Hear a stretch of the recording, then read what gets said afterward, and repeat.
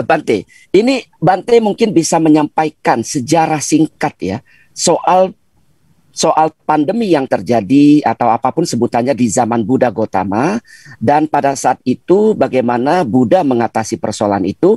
Semoga hal ini bisa menjadi contoh buat kita yang menyaksikan ini, umat Buddha maupun non-Buddhis di Zoom dan di YouTube. Silakan Bante. Ya, baik. Jadi pandemi ini sebetulnya ya memang sudah terjadi berkali-kali ya. Kalau yang di dalam sejarah ya kita ya sudah baca, tapi yang di dalam riwayat Sang Buddha juga ada. Jadi ada, kalau dulu sih mungkin satu kota begitu yang kena masalah, kena pandemi. Kemudian Sang Buddha mengutus untuk muridnya membacakan parita, sekaligus memercikan air parita di sekeliling kota. Ya, karena itu dulu pada waktu awal-awal pandemi, kita umat Buddha juga disarankan untuk membaca, hari itu adalah Ratana Sutta. Kemudian ya membaca terus Ratana Sutta supaya diharapkan pandemi bisa lewat. Karena pada zaman Sang Buddha dulu memang demikian. Bahkan juga diiringi dengan pemercikan air parita keliling kota. Kemudian kalau saya baca-baca di beberapa tempat, ada juga para biku yang keliling ke daerah-daerah dengan memercikan air parita. Itu mungkin mengikuti sejarah zaman Sang Buddha dahulu. Tapi kalau sekarang tentu kita membaca parita di rumah, kemudian menimbulkan kesempatan berbuat baik lewat pikiran, ucapan, dan perilaku, agar kita bisa terbebas dari pandemi ini. Baik kita, keluarga kita, mungkin bahkan lingkungan kita yang kita ajak juga untuk berbuat baik dengan pikiran, ucapan, dan perilaku. Karena kebajikan dengan pikiran, ucapan, dan perilaku ini kan bukan hanya milik umat Buddha saja, tapi bisa siapa saja berbuat baik. Karena kalau saya lihat sekarang, pandemi ini terkena ataupun mengenai atau dampak negatif dari pandemi ini cukup besar. Bahkan kalau yang disebut sakit itu bisa ada yang sudah divaksin, ada juga yang belum divaksin, dan lain sebagainya. Sehingga kemudian menimbulkan pemikiran bahwa sekarang kita ini yang memiliki karma baik yang cukup, itulah yang akan terbebaskan dari pandemi. Itulah yang akan terhindar dari pandemi. Sehingga mari kita memperbanyak kebajikan dengan pikiran, ucapan, dan perilaku kita, supaya kita memiliki cukup karma baik agar terhindar dari pandemi. Dan kalau kita juga mengajak keluarga kita, mengajak lingkungan kita, maka semoga dengan kumpulan kebajikan dalam keluarga, kumpulan kebajikan dalam lingkungan akan mengkondisikan kebebasan ataupun semua terhindar dari pengaruh ataupun dampak negatif pandemi. Mungkin begitu Pak Po yang bisa saya sampaikan. Ya Bante, Ratana Sutta itu isinya tentang apa sebetulnya Bante? Nah, itu penghormatan kepada Buddha, Dhamma, dan Sangha, dan lain sebagainya. Itu ada di buku Parita. Sebetulnya kalau kita mau baca buku Parita Suci, di situ ada cukup panjang sih.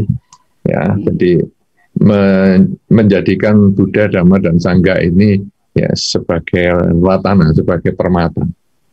Iya, baik. Terima kasih Bante kepada penonton yang ada di Zoom maupun di YouTube ya. Ini saran yang baik ya. Bante sudah mengisahkan bagaimana pandemi terjadi pada zaman Buddha Gotama dan ternyata bisa diatasi, salah satunya ya Bante, dengan cara membaca Parita Ratana tadi, juga disertai dengan Bante tadi sampaikan pikiran, ucapan, dan perbuatan kita kondisikan sedemikian rupa sehingga kita bisa membantu negeri dan dunia untuk mengatasi pandemi saat ini. Begitu ya Bante ya? Betul. Ya, baik. Terima kasih Bante. Saya beralih ke Dr. Adi. Dr. Adi, baru-baru ini saya mendapatkan ini ya, video atau berita viral. Orang-orang gila nggak mikir pandemi, nggak mikir COVID-19, nggak mikir apa-apa. Padahal mereka terdampak nih. Dan sembuh. Nah, katanya sembuh. Nah, jadi intinya saya mau bertanya begini, apakah orang yang terdampak ya, yang sudah terdampak sedang ataupun belum, kalau tidak berpikir ke sana, positif aja pikirannya, justru tidak akan terkena atau akan cepat sembuh. Bagaimana dari teknologi pikiran? Silakan Dr. Adi. Oke, terima kasih Dr. Po. Jadi begini, orang-orang yang katanya ada gangguan kejiwaan itu kan mereka kan tidak mungkin kumpul rame-rame kan.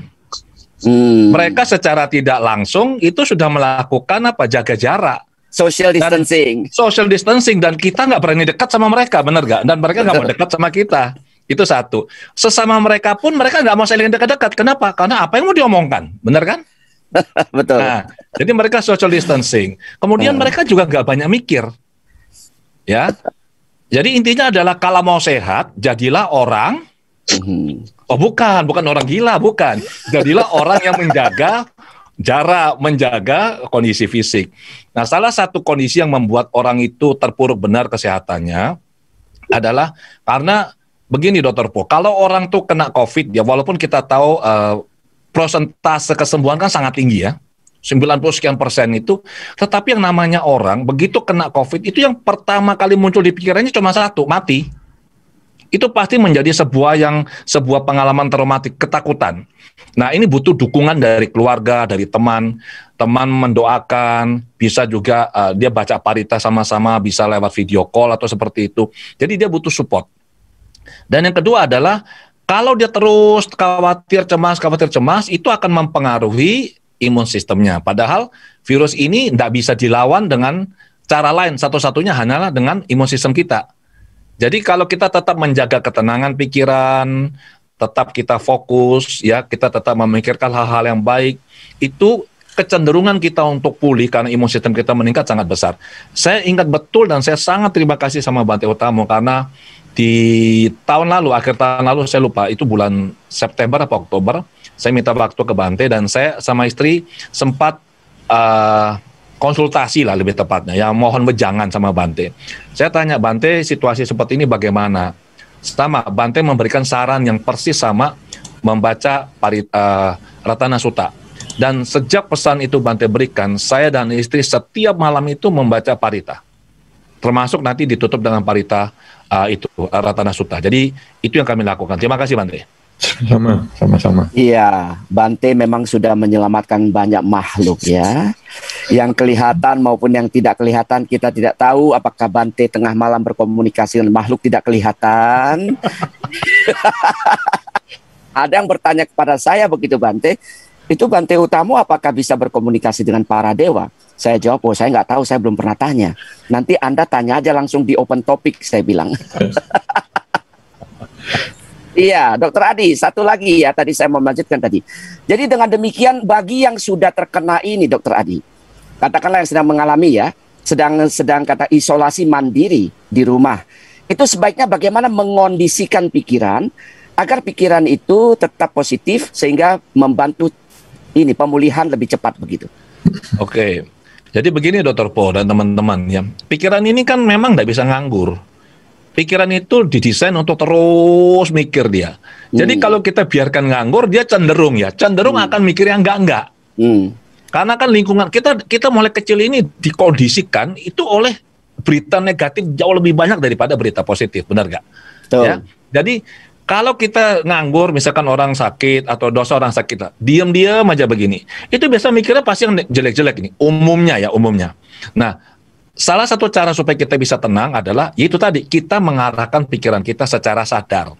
Bisa dengan meditasi, bisa membaca parita, bisa membaca kitab suci, ya terserah apapun keyakinan kita, atau kita berdoa, atau kalau enggak ya nontonlah video-video yang lucu.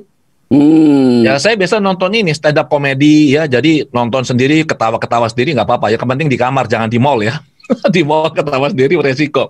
Nah, yang terjadi adalah, ini sedikit cerita lagi teman-teman ya. Norman Cousins itu adalah salah satu penulis buku terkenal. Dia nulis buku judulnya Anatomy of Illness. Dia mengalami yang namanya ankylosing spondylitis. Itu adalah, kalau bahasa simpelnya itu adalah bamboo spine. Jadi tulang belakang itu karena ini autoimun ya. Jadi imun sistem itu bekerja terlalu kuat over sehingga dia itu menggerogoti atau mengganggu sambungan ini. Kita punya ruas-ruas tulang belakang. Akibatnya jadi kaku. Nggak bisa dibengkokkan begini. Jadi benar-benar kaku. Nah, itu penyakit autoimun yang sangat sulit disembuhkan. Norman Cousins itu akhirnya mendengarkan, nonton video-video lucu, itu dulu tahun sekitar 70-an. Dia nonton video-video lucu, film-film lucu, dan dia ketawa tiap hari. Apa yang terjadi? itu imun sistemnya berangsur-angsur baik dan dia sembuh. Maka teman-teman, saran saya adalah ya sudah, isi pikiran dengan hal-hal positif, baca kitab suci, dengar ceramah Dhamma Bante, atau diskusi dengan teman-teman, nonton yang baik-baik. Intinya adalah arahkan pikiran untuk melakukan hal-hal baik yang kita mau. Jangan biarkan dia nganggur untuk hal-hal yang nggak benar. Demikian Dr. Po. Baik, termasuk Anda pernah menyarankan kalau mau menjelang tidur malam, jangan nonton film-film atau cerita-cerita yang seram dan menyeramkan, begitu ya? Betul. Nah, untuk teman-teman yang kena pandemi, kita semua kena, atau juga yang pas lagi mengalami kondisi ini COVID-19 ini ya, ini bukan promosi teman-teman ya, karena ini saya ingin berbagi ya, untuk kebaikan kita bersama. Di kanal YouTube saya, Adi W. Gunawan, itu ada audio relaksasi dan itu free. Memang saya buat untuk masyarakat. Yang terakhir adalah saya buat itu audio yang judulnya relaksasi untuk tidur mudah dan lelap. Jadi banyak yang susah tidur, khawatir cemas-cemas sendiri kan, ya sudahlah, daripada pusing-pusing, dengar aja audionya dan mereka tidur lelap. Dan itu semuanya free. Di-download, jadikan MP3, silakan share kepada sebanyak mungkin orang.